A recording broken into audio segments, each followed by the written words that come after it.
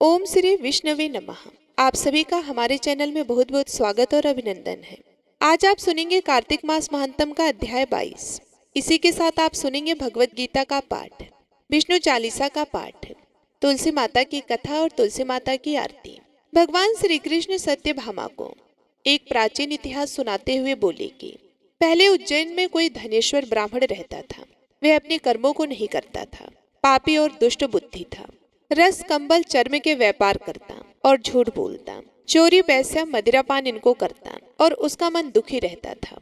खरीद फरोख का कार्य करता हुआ वे धनेश्वर कभी महर्षि की बसाई महेशपतिपुरी में पहुंचा, जहां पर पवित्र नदियों से इसकी प्रकोष्ठा हो रही थी। वहां धनेश्वर ने कार्तिक स्नान करने वालों को देखकर 1 महीने निवास किया। बिक्री के लिए नर्मदा किनारे के घूमते हुए उसने स्नान करके जप और पूजन में लगे हुए ब्राह्मणों को देखा।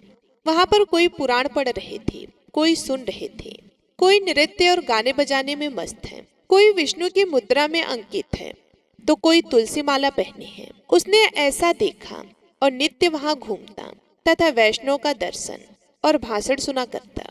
इससे भगवान विष्णु का नाम का उसे बोध हुआ। इस प्रकार महीने भर ठहर कर उसने कार्तिक के उद्यापन की विधि को और भक्ति सहित भगवान के जागरण को देखा। पूर्णमासी के दिन ब्राह्मण गौ इनका पूजन कार्तिक स्नान किए और मनुष्यों को दिए गए भोजन दक्षिणा को देखा।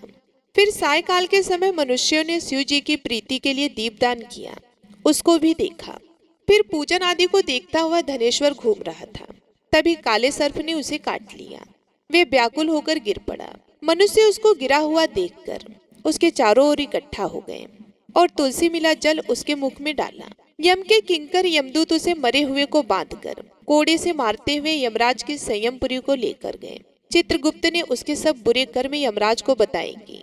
इसने अपने जीवन में कोई सुकृत नहीं किया, इसके दुष्कर्म को वर्ष भर में भी नहीं कह सकता हूँ। यह दुष्ट पाप की मूर्ति है, इसलिए कल्प तक ये नरक में निवास करें। भगवान श्री कृष्ण बोले, वह यम काल और अग्नि के समान रूप दिखाता हुआ अपने सेवकों से क्रोध में वचन बोला कि हे प्रेम पतियों, इस पाप स्वरूप को मुक्तर से मारते हुए कुंभीपाक नरक में डाल दो। मुक्तर के लगने से उसका सिर फूट गया। फिर धनेश्वर को प्रेतपति ने तेल की उठानी जिसमें शब्द हो रहा है ऐसे कुंभीपाक नरक में डाल दिया गया, किंतु उसको डालने से अग्नि शीतल हो गई, जैसे प्रहलाद को जलाने से अग्नि शीतल हो गई थी। प्रेमपति ने विस्मय युक्त होकर वह सब वृतांत यमराज से जाकर कहा। तब यमराज प्रेतपति की बात सुनकर विस्मय से विचार करने लगा। तभी वहां नारद जी पधारे। यमराज ने उनका पूजन किया। उस धनेश्वर को वहां देखकर नारद जी बोले कि हे अरुण नंदन, यह व्यक्ति नरक भोगने योग्य नहीं है, क्योंकि इसने अंतिम समय में नरकों को दूर करने वाला कर्म किया है। जो पुण्य करने वालों का दर्शन, स्पर्श और संभाषण सुनता है, वे पुण्य के छठे अंश को पाता है। इस धनेश्वर ने अनगिनत कार्तिक व्रतियों का संसर्ग किया है, इससे इसमें पुण्य का छठा अंश है। इसने उनकी सेवा की है, इससे संपूर्ण व्रत का भागी है, क्योंकि व्रत से मिले पुण्य की संख्या नहीं है। भगवान कार्तिक का व्रत करने वाले मनुष्यों के बड़े पापों को भी अपने तेज से दूर कर देते हैं। अंत समय में तुलसी मिले हुए नर्मदा के जल से वैष्णव ने इसको स्नान कराकर भगवान का नाम सुनाया, इससे इसके सभी पाप दूर हो गए। इस प्रकार उत्तम गति को प्राप्त होने योग्य है। भगवान विष्णु की इस पर कृपा है, इसलिए इसे नरक में ना गिराया जाए। जैसे गोले और सूखे पापों से नरक मिलता है, ऐसे ही अच्छे कर्मों से स्वर्ग मिलता है। इससे ये धनेश्वर यज्ञ योनि पाकर पाप भोगों को दिखाने वाले सब नरकों को देखकर मुक्ति को पाए। श्री कृष्ण बोले, ये कहकर नारद जी चले गए। तब उसके पुण्य मालूम होने पर यमराज ने दूत के द्वारा उस धनेश्वर को सब नरक दिखाने के लिए फिर बुलाया। तब भगवान श्री कृष्ण बोले, फिर यम की आज्ञा मानकर प्रेतपति ने धनेश्वर को नरक दिखाए और बोला कि हे धनेश्वर, इस भयंकर घोर नरकों को देखो, जहाँ पापी मनुष्यों को यमदूतों द्वारा पकाया जाता है। कार्तिक व्रत करने वालों से जो तुम्हारा संसर्ग हुआ, उसके पुण्य के प्रभाव से तुम्हारे नरक दूर हुए। भगवान श्री कृष्ण बोले, प्रेमपति धनेश्वर को यक्षलोक में ले गया। वहां वह यक्ष का स्वामी हो गया। वे धनेश्वर धन यक्ष नाम से प्रसिद्ध कुबेर का अनुचर हुआ, जिसके नाम से विश्वामित्र ने अयोध्या में एक तीर्थ बनवा दिया था। ये प्रभाव वाला कार्तिक का व्रत मुक्ति को देने वाला है। जो इस व्रत को करता है और उसके करने वाले का दर्शन करता है उसको भी मुक्ति मिल जाती है और भगवान विष्णु के लोक की प्राप्ति होती है। जय श्री कृष्ण। अब आप सुनिए भगवत गीता का यह अध्याय। श्री महादेव जी पार्वती जी से कहते हैं कि दक्षिण दिशा में कोल्हापुर नाम का एक नगर है जो सब प्रकार के सुखों का आधार, सिद्ध महात्माओं का निवास स्थान तथा सिद्धि प्राप्ति का क्षेत्र है।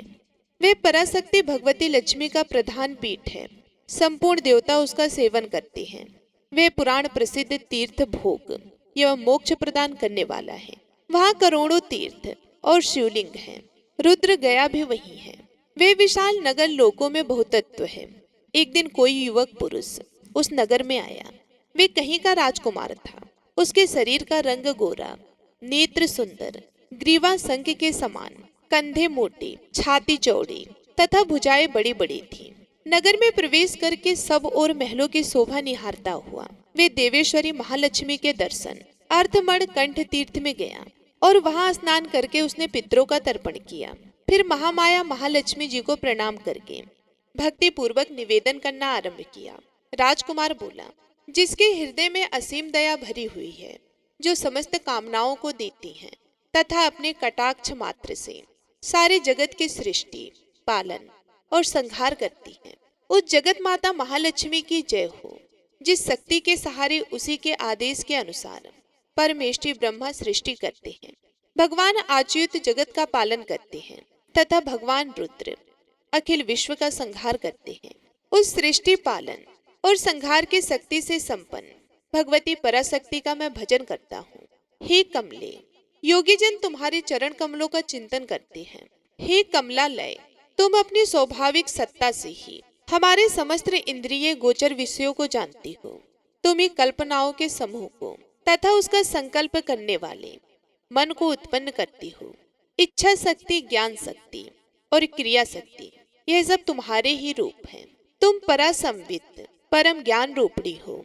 तुम्हारा स्वरूप निष्कल, निर्मल, नित्य, निराकार, निरंजन, अंतर रहित, आतंक शून्य, आलहीन तथा निरामय है। अतः हे देवी, तुम्हारी महिमा का वर्णन करने में भला कौन सामर्थ्यवान हो सकता है, जो षष्ठ चक्रों का भेदन करके अंतःकरण के 12 स्थानों में विहार करती है।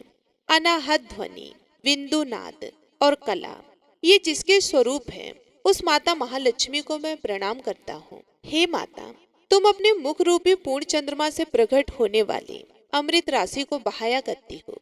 तुम ही परा पश्यंती मध्यमा और वखरी नामक वाणी हो। मैं तुम्हें नमस्कार करता हूँ।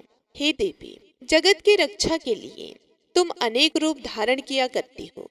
हे अंबिके, तुम ही ब्राह्मी, वैष्णवी तथा महेश्वरी शक्ति हो। वाराही, महालक्ष्मी, नरसिंह, इंद्री, कौमारी, चंडिका, जगत को पवित्र करने वाली लक्ष्मी जगन माता, सावित्री, चंद्रकला तथा रोहिणी भी तुम ही हो। हे परमेश्वरी, तुम भक्तों का मनोरथ पूर्ण करने के लिए कल्पलता के समान हो। मुझ पर प्रसन्न हो जाओ। उसके इस प्रकार स्तुति करने पर भगवती महालक्ष्मी अपना साक्षात स्वरूप धारण करके बोली, राजकुमार, मैं तुमसे प्रसन्न हूँ। तुम कोई उत्तम वर मांगो। राजपुत्र बोला, माँ, मेरे पिता राजा ब्रह्मदत्त अश्वमेघ नामक यज्ञ का अनुष्ठान कर रहे थे। वे देवयोग से रोगग्रस्त होकर स्वर्गगामी हो गए। इसी बीच में युग में बंधे हुए मेरे यज्ञ संबंधी घोड़ों को, जो समूची पृथ्वी की परिक्रमा करके लौटा था, किसी ने रात्रि में बंधन काटकर कहीं अन्यत्र पहुंचा दिया। उसकी खोज में मैंने कुछ लोगों को भेजा था, किंतु वे कहीं भी उसका पता ना पाकर जब खाली हाथ लौट आए हैं, तब मैं सप्त ऋषियों से आज्ञा लेकर तुम्हारी शरण में आया हूँ। हे देवी, यदि तुम मुझ पर प्रसन्न हो तो मेरे यज्ञ का घोड़ा मुझे मिल जाए, जिससे यज्ञ पूर्ण हो सके। तभी मैं अपने पिता महाराज का ऋण उतार सकूंगा। शरणागत पर दया करने वाली जगत जननी लक्ष्मी, जिससे मेरा यज्ञ पूर्ण हो, वह उपाय करो। भगवती लक्ष्मी ने कहा कि राजकुमार, मेरे मंदिर के दरवाजे पर एक ब्राह्मण रहते हैं, जो लोगों में सिद्ध समाधि के नाम से विख्यात है। वे मेरी आज्ञा से तुम्हारा सब काम पूरा कर देंगे। महालक्ष्मी के इस प्रकार कहने पर राजकुमार उस स्थान पर आए जहाँ सिद्ध समाधि रहते थे। उनके चरणों में प्रणाम करके राजकुमार चुपचाप हाथ जोड़कर खड़े हो गए। तब ब्राह्मण ने कहा, तुम्हें माता लक्ष्मी जी ने यहाँ भेजा है। अच्छा देखो, अब मैं तुम्हारा सारा अविष्ट कार्य सिद्ध करता हूँ। यूं कहकर मंत्रवेता ब्राह्मण ने सब देवताओं को वहीं खींचा। राजकुमार ने देखा, उस समय सब देवता हाथ जोड़े थर थर कांपते हुए वहां उपस्थित हो गए। तब उन श्रेष्ठ ब्राह्मण ने समस्त देवताओं से कहा कि देवगण, इस राजकुमार का अश्व जो यज्ञ के लिए निश्चित हो चुका था, रात में देवराज इंद्र ने चुराकर अन्यत्र पहुंचा दिया है, उसे शीघ्र ही लाओ। तब देवताओं ने मुनि के कहने से यज्ञ का घोड़ा लाकर दे दिया। इसके बाद उन्होंने उन्हें जाने की आज्ञा दी।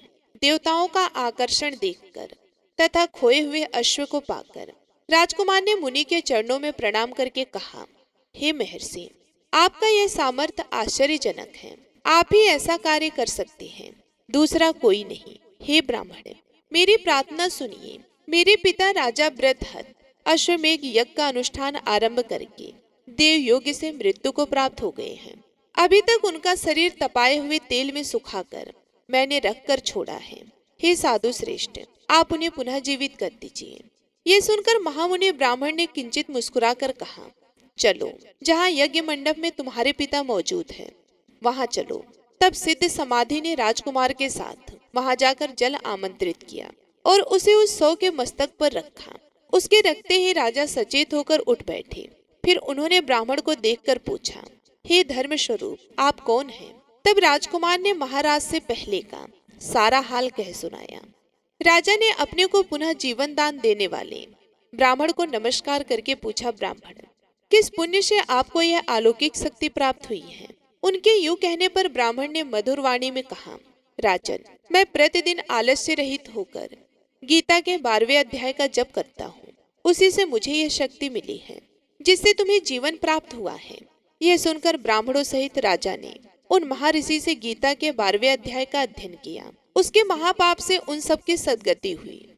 इसी प्रकार गीता के 12वें महात्म को सुनने से दूसरे जीव भी उसके पाठ से परम मोक्ष को प्राप्त हो चुके हैं। अब आप सुनेंगे तुलसी माता की कथा, तुलसी चालीसा और तुलसी माता की आरती। अब आइए सुनते हैं कार्तिक स्नान की पहली कहानी, इल्ली और घुड़ की, जिसे कार्तिक के महीने में जरूर सुनना चाहिए। बोलो लक्ष्मीपति नारायण की जय हो। बहुत समय पहले की बात है, एक इल्ली और घुड़ रहा करते थे। दोनों में अच्छी दोस्ती थी। जहाँ भी जाते साथ साथ जाते। तो एक बार कार्तिक का महीना आया तो राजा की बेटी कार्तिक स्नान के लिए जा रही थी। तो इल्ली कहने लगी कि आओ घुड़, हम भी कार्तिक स्नान करते हैं। राजा की बेटी जाती है तो हम भी चले जाएंगे, क्या पता हमें भी पुण्य फलों की प्राप्ति हो। तो इल्ली की बात सुनकर घुड़ कहने लगा कि तू ही कार्तिक स्नान कर, मैं तो कार्तिक स्नान के बारे में कुछ नहीं जानता कि कार्तिक स्नान क्या होता है। इसके करने से मैं तो नहीं करूंगा। घुड़ के मना करने पर इल्ली एक बार तो उदास हो गई। सोचने लगी कि कार्तिक स्नान तो जरूर करना है। तभी उसके मन में एक विचार आया कि राजा की बेटी जाती है तो उसके पल्ले से लगकर चली जाऊंगी और उसी के साथ वापस आ जाऊंगी। मुझे अकेली जाना नहीं पड़ेगा। तो यह सोचकर वह तो बहुत ही खुश हुई। और दूसरे ही दिन राजा की लड़की जब स्नान करने के लिए जाती तो उसकी चुन्नी के पल्ले से लगकर वह इल्ली भी चली जाती। जब राजा की बेटी गंगा जी पहुंच जाती तो इल्ली उतरकर धीरे से गंगा स्नान करती और वापस आकर चुन्नी के पल्ले से लग जाती। इसी तरह इल्ली ने राजा की बेटी के साथ पूरे महीने कार्तिक स्नान किया। घुड़ से वे रोज आना कहती थी, पर घुड़ ने तो एक भी दिन जाकर कार्तिक स्नान नहीं किया। समय बीत गया। आयु पूरी होने पर दोनों मृत्यु को प्राप्त हो गए। इल्ली अपने दूसरे जन्म में कार्तिक स्नान के पुण्य प्रताप से राजा के घर में जन्म लिया और घुड़ राजा के घर का गधा बन गया। अब राजा की बेटी खूब लाड प्यार के साथ पलने बढ़ने लगी। समय के साथ वह बड़ी हुई तो राजा ने अपनी बेटी का विवाह खूब सारा दान दहेज देकर अपनी बेटी को विदा किया। तो बेटी ससुराल जाने लगी तो उसने अपने पालकी रुकवाकर और राजा से कहने लगी कि पिताजी, मुझे तो ये गधा चाहिए। तो अपनी बेटी के मुंह से इस तरह की बात सुनकर राजा को बड़ी ही हैरानी हुई। राजा कहने लगी कि बेटी, तुम चाहे तो धन और दौलत ले जा, पर इस गधे को मत लेकर जा। लोग क्या कहेंगे कि राजा के घर से आई है और दहेज में गधा लेकर आई है। पर राजा की बेटी तो अपनी जिद पर अड़ी रही। कहने लगी कि पिताजी, मुझे और कोई दान दहेज नहीं चाहिए, मुझे तो बस ये गधा दे दो, सब कुछ मिल जाएगा। राजा को आखिर अपनी बेटी के आगे झुकना पड़ा और उस गधे को रथ से बंधवा दिया। अब गधा तो रथ के साथ तेज तेज दौड़ने लगा और इस तरह राजा की बेटी अपने ससुराल पहुंच गई। वहां पर खूब लोग इकट्ठे हुए थे, देखने आए थे कि राजा की बेटी की बहू कैसी है। पर जब लोगों ने रथ में गधा बंधा हुआ देखा तो सभी लोगों को बड़ा ही आश्चर्य हुआ और कहने लगे कि देखो, राजा के घर से आई है और गधे को लेकर आई है। पर वे कुछ नहीं बोली। राजा और उसके बेटे को भी बड़ी ही हैरानी हो रही थी कि बहू गधे को लेकर क्यों आई है। फिर रथ से खोलकर गधे को महल के नीचे बंधवा दिया। अब रोजाना राजा की पुत्र वधू घर का काम जल्दी जल्दी निपटाती और नीचे उतर के आती और उस गधे से बातें करने लगती। जब लड़की नीचे आती तो गधा कहता कि मुझे पानी पिला दे, तो वे लड़की कहती कि मैंने तुम्हें पहले ही कहा था कि कार्तिक स्नान कर ले, पर तूने तो मेरा कहना नहीं माना। तू तो बोलता था कि मैं तो कार्तिक स्नान नहीं करूंगा और ना ही मैं व्रत करूंगा, मैं तो बाजरा खाऊंगा और ठंडा ठंडा पानी पीऊंगा। अब बाजरा खा और ठंडा ठंडा पानी पी, मेरे साथ कार्तिक स्नान कर लेता तो तेरी ये हालत नहीं होती। एक दिन राजा ने अपनी पुत्र वधू को गधे के साथ बातें करते हुए सुन लिया, तो उन्होंने अपने राजकुमार को बुलाकर सारी बात बताई। तो राजकुमार ने आकर अपनी पत्नी से कहा कि आप मुझे सारी बात बताओ। तब रानी बनी उस लड़की ने कहा कि स्वामी, मैं पिछले जन्म में इल्ली थी और जो ये गधा है ये घुन था। तब मैंने इससे कहा था कि कार्तिक स्नान कर ले, पर वे नहीं माना और मैं राजा की लड़की के पल्ले से लगकर पूरे महीने कार्तिक स्नान किया था। तो कार्तिक स्नान के पुण्य प्रताप से राजा के घर में जन्म लिया और राजा के घर में ही बहू बनकर आई हूँ।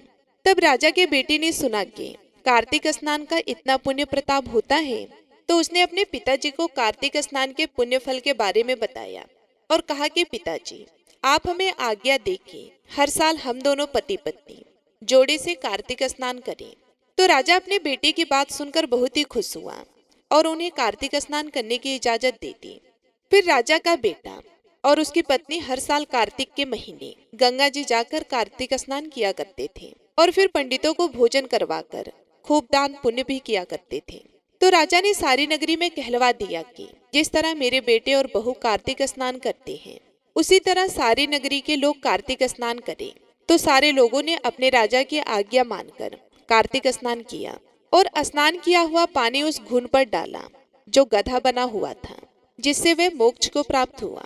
हे कार्तिक भगवान, कार्तिक स्नान का जैसा पुण्य फल आपने इल्ली को दिया, वैसे सबको देना।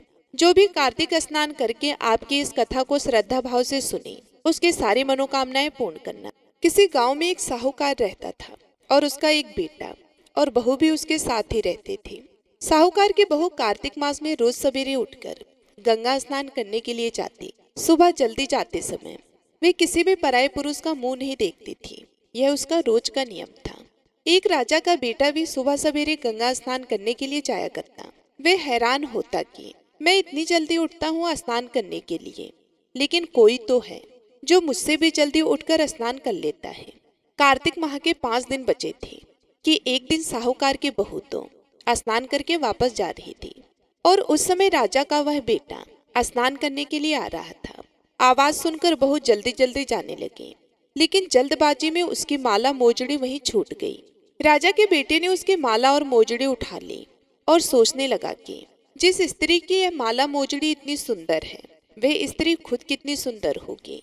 तब उसने पूरे गांव में घोषणा करवा दी कि यह जिसकी माला और मोजड़ी है, वह 5 रात मेरे पास आएगी। साहूकार के बेटे की बहू ने कहलवा दिया कि मैं 5 रात आऊंगी, लेकिन किसी को साग भरने बैठा देना। राजा के बेटे ने एक तोते को पिंजरे में बंद कर गंगा किनारे पेड़ पर टांग दिया। बहू सुबह के समय आई, पहले पैड़ी पर पैर रखा और बोली कि हे कार्तिक के ठाकुर, राई दामोदर, 5 पांडु, छठे नारायण भिखम राजा, उस पापी को नींद आ जाए। राजा के बेटे को नींद आ गई। बहू नहा धोकर चलने लगी तो तोते से बोली कि सुआ सुआ, तेरे गल डालूंगी हीरा, मेरी साग भरियो बीरा। सुआ बोला कि कोई बीर भी साग भरता है क्या? वे फिर बोली सुआ सुआ, सुबह तेरे पग घालूंगी नेवर, साग भरियो मेरे देवर। सुआ ने कहा कि ठीक है भाभी, मैं तेरी साख रखूंगा। वह तो कहकर चली गई। राजा का बेटा हड़बड़ा कर उठा और सुआ से पूछा कि सुआ सुआ, वह आई थी, कैसी थी? सुआ बोला कि आभा की सी बिजली, होली की सी झल, केला की सी कामनी, गुलाब का सा रंग। अगले दिन राजा के बेटे ने सोचा कि आज मैं अपनी उंगली में चीरा लगाऊंगा, इससे मुझे नींद नहीं आएगी। अगले दिन राजकुमार उंगली चीर कर लेट गया। वह आई और भगवान से उसी तरह प्रार्थना करने लगी और राजकुमार को फिर से नींद आ गई। वह स्नान करके फिर से वापस चली गई। सुबह राजकुमार ने तोते से फिर पूछा तो उसने वही सारी बातें दोहरा दी। अब राजकुमार बोला कि मैं आज रात में आंखों में मिर्ची डालकर बैठूंगा। रात में वह मिर्ची डालकर बैठ गया। बहू फिर आई और प्रार्थना की, जिससे उसे फिर से नींद आ गई। राजकुमार ने तोते से बहू के आने की बात पूछी। उसने फिर से वही बात बता दी। राजकुमार अब फिर सोचने लगा कि आज मैं बिना बिस्तरे के ही बैठूंगा, और रात को बिना बिस्तरे के बैठ गया। जब वह स्नान करने आई तो उसने फिर से भगवान से प्रार्थना की और राजकुमार को नींद आ गई। जब वह नहाकर जाने लगी तो आंखें बंद करके चली गई। राजकुमार जब उठा तो वह जा चुकी थी। राजकुमार फिर सोच में पड़ गया और सोचने लगा कि आज मैं अंगीठी जलाकर बैठूंगा, जिससे कि नींद नहीं आएगी। फिर वे रात को अंगीठी रखकर बैठ गया। साहूकार की बहू आई और वे भगवान से प्रार्थना करने लगी कि आपने 4 रातें तो निकाल दी, अब यह रात और निकाल दो। भगवान ने उसकी बात रख ली और राजकुमार को नींद आ गई। जब वह नहाकर जाने लगी तो तोते से बोली कि इस पापी को कह देना कि 5 रातें पूरी हो चुकी हैं। वह मेरे मोतियों की माला मेरे घर भिजवा दे। सुबह राजकुमार की आंखें खुली तो उसने तोते से पूछा कि क्या वह आई थी। तो तोते ने कहा कि हाँ, वह आई थी और उसने अपनी माला मंगवाई है। यह सुन राजकुमार सोचने लगा कि वह तो सच्ची थी, तभी तो भगवान ने भी उसका सत्य रखा। कुछ समय के बाद राजकुमार को कोढ़ हो गया। राजा ने ब्राह्मण को बुलाकर पूछा कि मेरे बेटे का शरीर क्यों जल रहा है। ब्राह्मण ने विस्तार से सारी बात राजा को बताई कि इसने क्या किया था।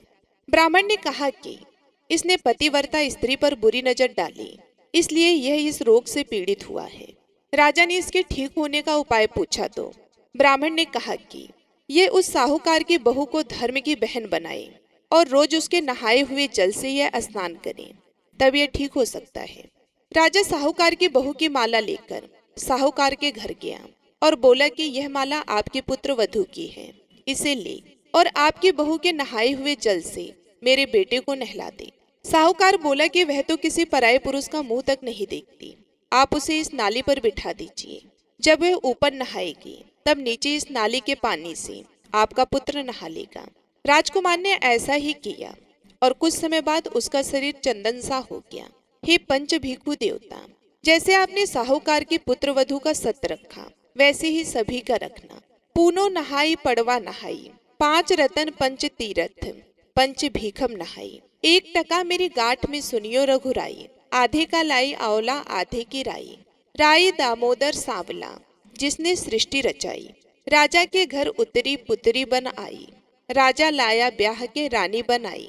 4 चक्कर 4 मक्कर 4 दिए की लौ। मैं तुझसे पूछूं श्री कृष्ण जी, कब निस्तारा होए। जब आएगा कार्तिक का महीना, तब निस्तारा होए। प्रेम से बोलिए कार्तिक के राई दामोदर की जय। अब आप सुनेंगे तुलसी माता की कथा और तुलसी माता की आरती। एक बार एक गांव में एक बुजुर्ग महिला रहा करती थी। वह बहुत ही पूजा पाठ किया करती थी। वह रोज तुलसी माँ की पूजा करती थी। वह बुजुर्ग महिला रोज तुलसी माता से कहती कि हे तुलसी माँ, तुम मुझे बहू दो, पीताम्बर की धोती दो, मीठा मीठा ग्रास दो, बैकुंठ में वास दो, चटक की चाल दो, पटक की मौत दो, चंदन का काट दो, रानी सा काज दो, दाल भात का भोजन दो, 11 की मौत दो और कृष्ण जी का कंधा दो। वे बुजुर्ग महिला हर महीने में तुलसी माता की रोज पूजा करती और उनके विरले को रोज सींचती। तुलसी माता बुजुर्ग महिला की बात सुनकर धीरे धीरे सूखने लगी।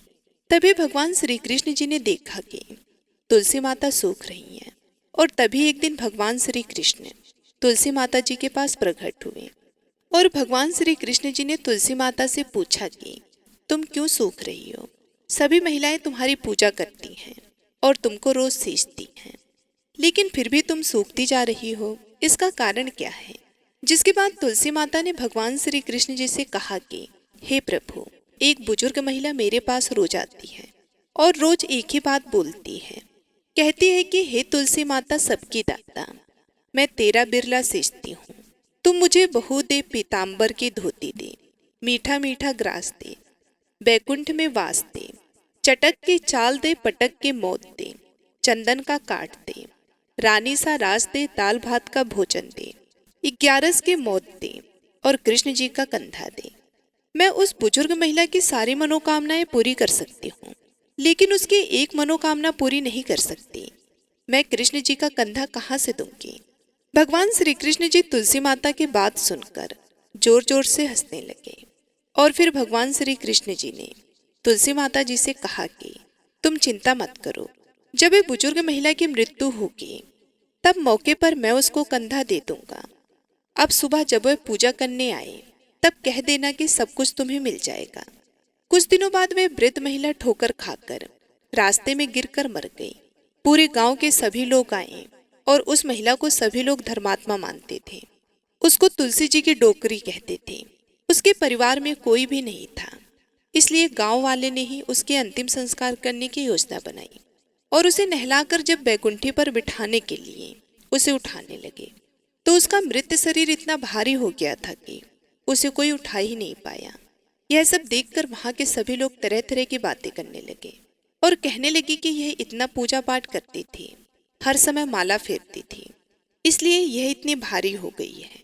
वे पूरे गांव में चर्चा होने लगी कि डोकरी माई कोई भक्ति नहीं करती थी, यह छल कपट करती थी। हम जिसे धर्मात्मा समझते थे वह पापी है जो कि किसी से भी नहीं उठ पा रही है। यह इसके कर्मों की सजा है।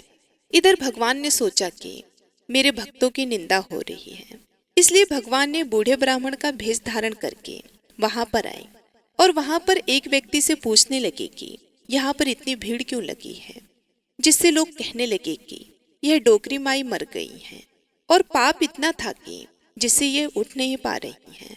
सब उठा उठा कर थक गए। तब ब्राह्मण ने कहा कि मुझे एक बात डोकरी के कानों में कहने दो, फिर वे देखो कैसे उठती हैं।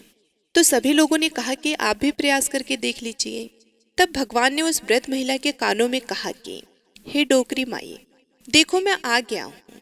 और जो डोकरी पूजा करते समय शब्द कहती थी वह शब्द उसके कानों में कहने लगे, तू बिड़ला सींच तेरा मैं करूँ निस्तारा, मेरा डोकरी माई बहू ले, बेटी ले पोता ले, लड्डू ले पीताम्बर की धोती ले, गहना ले घी का घड़ा ले, मीठा मीठा खीर और पूड़ी ले, दाल भात का भोजन ले, धन दौलत ले बेटा पोता को ले, काम ले तुलसी को पताका ले, मुंह में गंगा जल ले, 11 के दिन ले, चंदन को दाग ले, श्री कृष्ण जी का कंधा ले। इतना सुनते ही डोकरी हल्की हो गई। भगवान ने बोला आओ और उसको उठाओ। भगवान ने हाथ लगाया और डोकरी उठ गई। सबको बड़ा ही आश्चर्य हुआ। उसे खूब धूमधाम से ले जाया गया। भगवान उसे अपने कंधे पर ले गए। पूरे गांव में इसकी चर्चा होने लगी, जिससे उसको मुक्ति मिल गई और वह बैकुंठ में चली गई। सभी लोग देखते रहे। सभी लोगों ने देखा कि शमशान घाट तक तो ब्राह्मण साथ ही आया था, लेकिन अब वह दिखाई नहीं दे रहा। इससे लोगों को समझ में आ गया कि वो कोई और नहीं, स्वयं भगवान बूढ़े ब्राह्मण के रूप में आए थे। बोलिए श्री राधा कृष्ण भगवान की जय। बोलिए श्री तुलसी शालिग्राम जी की जय। अब आइए सुनते हैं लप्सी और तपसी की कथा, जो कि हर व्रत के बाद में अवश्य सुनना चाहिए, क्योंकि ऐसा कहा जाता है कि बिगर लप्सी और तपसी की कथा सुने बिगर कोई भी व्रत कथा पूर्ण नहीं होता। तो आइए बड़ी ही श्रद्धा से लप्सी और तपसी की कथा को सुनते हैं। एक लप्सी था, एक तपसी था। तपसी हमेशा भगवान की तपस्या करता था। तपसी हमेशा भगवान की तपस्या करता था, लेकिन उसे चोरी करने की आदत थी। लप्सी हमेशा सवा सेर की लप्सी बनाता और पहले भगवान को भोग लगाता, उसके बाद में स्वयं भोजन करता। दोनों भाइयों का यही नियम था। तो एक दिन किसी बात को लेकर दोनों में कहासुनी हो गई। तो तपसी बोला कि मैं रोजाना भगवान की तपस्या करता हूँ, इसलिए मैं बड़ा हूँ। तो लप्सी बोला कि मैं रोज भगवान को सवा सेर की लप्सी का भोग लगाता हूँ, इसलिए मैं बड़ा हूँ। ऐसा कहते हुए दोनों जोर जोर से लड़ने लगे। तभी वहां से नारद जी गुजर रहे थे। दोनों को लड़ता हुआ देखकर वहां आए और उनसे पूछा कि तुम दोनों क्यों लड़ रहे हो। तो दोनों ने अपने आप को बड़ा बताया और साथ में बड़ा होने का कारण भी बताया। तो नारद जी बोले कि मैं तुम्हारा फैसला कर दूंगा, कल आऊंगा, बता भी दूंगा कि तुम दोनों में से कौन बड़ा है। दूसरे दिन लपसी और तपसी नहाकर अपने रोज की भक्ति करने आए तो नारद जी ने छुपकर 1.25 करोड़ की एक एक अंगूठी उन दोनों के आगे रख दी। जैसे ही भक्ति करते हुए तपसी की नजर उस अंगूठी पर पड़ी तो उसने चुपचाप उस अंगूठी को उठाई और अपने पैरों के नीचे दबा ली। लपसी की नजर अंगूठी पर पड़ी लेकिन उसने ध्यान नहीं दिया। उसने पहले भगवान को भोग लगाया और फिर स्वयं भोजन करने के लिए बैठ गया। थोड़ी देर बाद नारद जी सामने आए तो दोनों ने पूछा कि अब बताओ हम में से कौन बड़ा है। तो नारद जी ने तपसी से खड़ा होने के लिए कहा तो वे खड़ा हुआ तो उसके पैर के नीचे दबी हुई अंगूठी दिखाई दी। तो नारद जी ने तपसी से कहा कि तपस्या तो तुम रोज करते हो लेकिन इतनी तपस्या करने के बाद भी तुम्हारी चोरी करने की आदत नहीं गई। ये अंगूठी मैंने ही तुम दोनों के आगे रखी थी। मैं ये देखना चाहता था कि तुम दोनों में से किसके मन में लालच है। तो तुझे तो अंगूठी दिखाई पड़ते ही झट से अपने पैरों के नीचे दबा ली। लेकिन लपसी का ध्यान अंगूठी पर जाने के बाद भी लपसी ने अंगूठी को नहीं उठाया और ना ही ध्यान दिया। उसने सिर्फ अपने भगवान जी में ध्यान रखा, उन्हें भोग लगाया और बाद में स्वयं भोजन करने लगा। इसलिए लपसी बड़ा है और तुम्हें तुम्हारी तपस्या का कोई भी फल मिलने वाला नहीं है। जितनी चाहे मर्जी तुम तपस्या कर लो, तुम्हें इसका कोई भी फल नहीं मिलेगा। तो तपसी को यह सुनकर बहुत ही दुख हुआ और वे शर्मिंदा होकर नारद जी से माफी मांगने लगा और कहने लगा कि आज तक की मेरी गलती माफ करो और मुझे बताओ कि मेरी तपस्या का फल कैसे मिलेगा। आज के बाद कभी भी मैं चोरी नहीं करूंगा। तो नारद जी ने कहा कि यदि कोई गाय और कुत्ते को रोटी नहीं बनाएगा तो उसका फल तुझे मिलेगा। यदि कोई आदमी ब्राह्मण को भोजन करवा कर उसे दक्षिणा नहीं देगा तो उसका फल भी तुझे ही मिलेगा। अगर किसी को सूत वाली साड़ी अगर हम देते हैं, उसके ऊपर अगर भेंट स्वरूप कुछ रुपए नहीं देंगे तो उसका फल भी तुझे ही मिलेगा। अगर कोई व्यक्ति दिए से दिया जलाएगा तो उसका फल भी तुझे ही मिलेगा। अगर कोई औरत आंगन लीप कर चौका नहीं लीपेगी तो उसका फल भी तुझे ही मिलेगा। यदि कोई व्रत कथा में सारी कहानी सुन ले लेकिन तुम्हारी कहानी ना सुने तो उसका फल भी तुझे ही मिलेगा। उस दिन से हर व्रत कथा और कहानी के साथ लपसी और तपसी की कहानी कही और सुनी जाती है। आइए अब सुनते हैं तुलसी चालीसा। जय जय तुलसी भगवती सत्यवती सुखदानी, नमो नमो हरि प्रियसी श्री वृंदा गुण खानी। श्री हरि शीस विरजनी देहु अमर वरम, जनहित हे वृंदावनी अब ना करहु बिलम। धन्य धन्य श्री तुलसी माता, महिमा अगम सदा श्रुति गाता। हरि के प्राणहु से तुम प्यारी, हरहि हेतु कीनो तप भारी। जब प्रसन्न है दर्शन दीनो, तब करि जोरि विनय उस कीनो। हे भगवंत कंत मम हो, दीन जानि जन छाड़ो मोह। सुनी लक्ष्मी तुलसी की बानी, दीनु श्राप कद पर आनी। उस अयोग्य वर मांगन हारी, हो बिटप तुम जड़ तनुधारी। सुन तुलसी हो स्रवते ही ठामा, करहु वास तुहु नीचन धामा। दियो वचन हरि तब तत्काला, सुनहु सुमुख जनि हो बिहाला। समय पाई व्यहुरो पति तोरा, पूजहु आस वचन सत मोरा।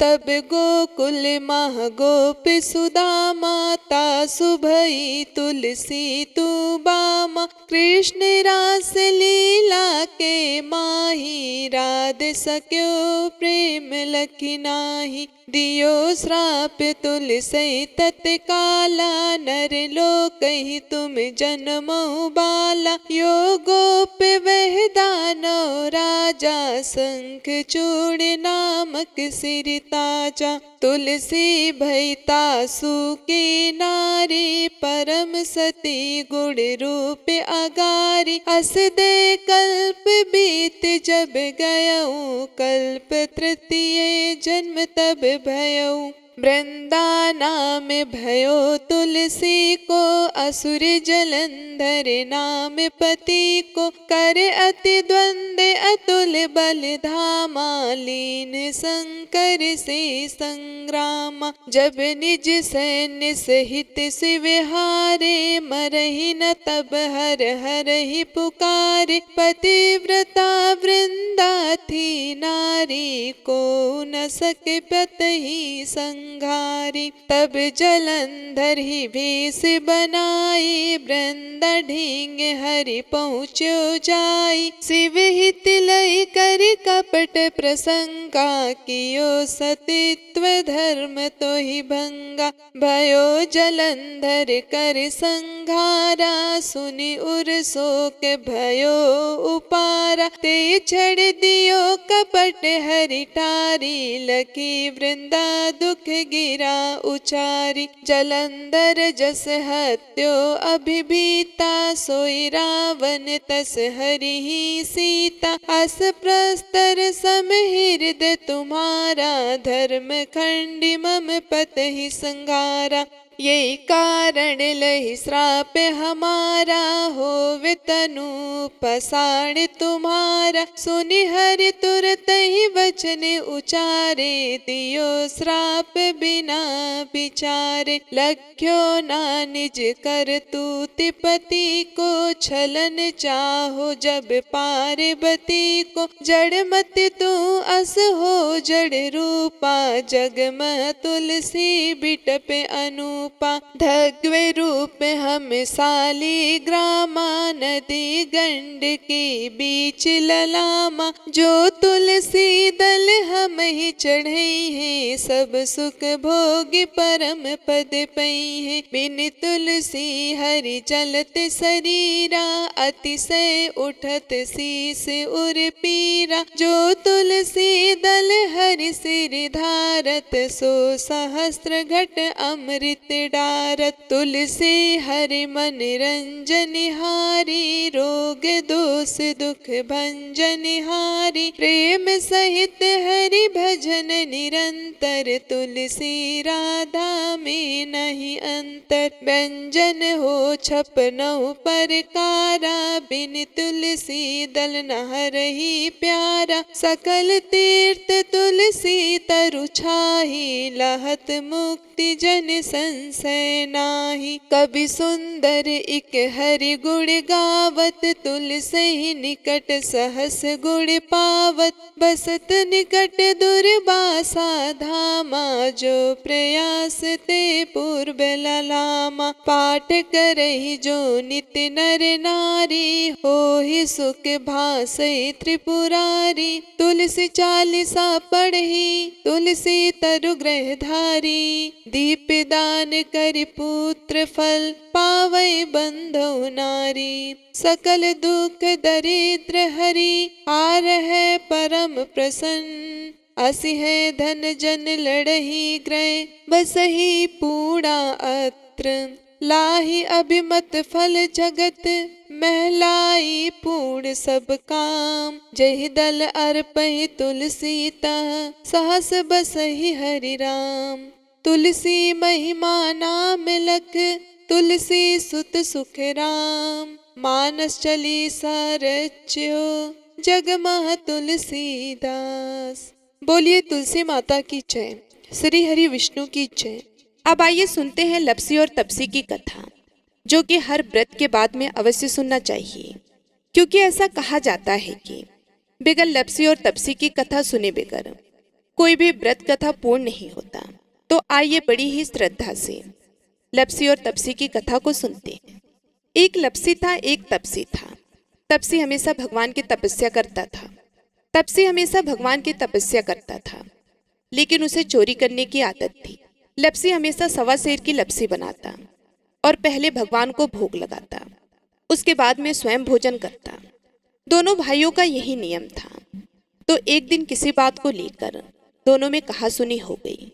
तो तपसी बोला कि मैं रोजाना भगवान की तपस्या करता हूँ, इसलिए मैं बड़ा हूँ। तो लप्सी बोला कि मैं रोज भगवान को सवा सेर की लप्सी का भोग लगाता हूँ, इसलिए मैं बड़ा हूँ। ऐसा कहते हुए दोनों जोर जोर से लड़ने लगे। तभी वहां से नारद जी गुजर रहे थे। दोनों को लड़ता हुआ देखकर वहां आए और उनसे पूछा कि तुम दोनों क्यों लड़ रहे हो। तो दोनों ने अपने आप को बड़ा बताया और साथ में बड़ा होने का कारण भी बताया। तो नारद जी बोले कि मैं तुम्हारा फैसला कर दूंगा, कल आऊंगा, बता भी दूंगा कि तुम दोनों में से कौन बड़ा है। दूसरे दिन लपसी और तपसी नहाकर अपनी रोज की भक्ति करने आए। तो नारद जी ने छुपकर 1.25 करोड़ की एक एक अंगूठी उन दोनों के आगे रख दी। जैसे ही भक्ति करते हुए तपसी की नजर उस अंगूठी पर पड़ी तो उसने चुपचाप उस अंगूठी को उठाई और अपने पैरों के नीचे दबा ली। लपसी की नजर अंगूठी पर पड़ी, लेकिन उसने ध्यान नहीं दिया।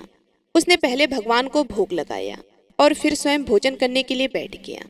थोड़ी देर बाद नारद जी सामने आए तो दोनों ने पूछा कि अब बताओ, हम में से कौन बड़ा है। तो नारद जी ने तपसी से खड़ा होने के लिए कहा तो वे खड़ा हुआ तो उसके पैर के नीचे दबी हुई अंगूठी दिखाई दी। तो नारद जी ने तपसी से कहा कि तपस्या तो तुम रोज करते हो, लेकिन इतनी तपस्या करने के बाद भी तुम्हारी चोरी करने की आदत नहीं गई। ये अंगूठी मैंने ही तुम दोनों के आगे रखी थी। मैं ये देखना चाहता था कि तुम दोनों में से किसके मन में लालच है। तो तुझे तो अंगूठी दिखाई पड़ते ही झट से अपने पैरों के नीचे दबा ली। लेकिन लपसी का ध्यान अंगूठी पर जाने के बाद भी लपसी ने अंगूठी को नहीं उठाया और ना ही ध्यान दिया।